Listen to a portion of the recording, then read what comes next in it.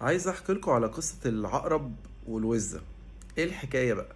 كان في عقرب واقف كده عند النهر وعاوز يعدي الناحية التانية من النهر، فلقى وزة في المية.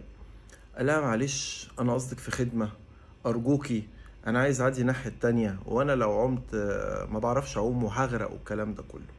قعد يتمسكن، فقالت له انا مستحيل اخليك تعدي. هو كان عايز يعني يكون على ظهر الوزة وتعديه الناحية التانية. قالت له مستحيل. قال لها ليه؟ قالت له علشان انت عقرب، اول حاجة هتعملها هتقرصني. قال لها مستحيل اقرصك، انت عامله لي خدمة كبيرة جدا، وبعدين لو قرصتك احنا الاتنين هنغرق سوا. المهم، طلع ظهر الوزة، مفيش دقيقة دقيقتين قرص الوزة وبدأت تطلع في الروح. قالت له انت وعدتني انت مش هتقرصني، وبعدين انا وانت هنغرق. رد عليها رد، قال لها ايه؟ انا عقرب اساسا، انا وظيفتي ان انا الدع الناس. فكروا كده، في ناس في حياتنا مهما خدمناها وقفنا جنبها طبيعتهم الخسة والندالة والخيانة.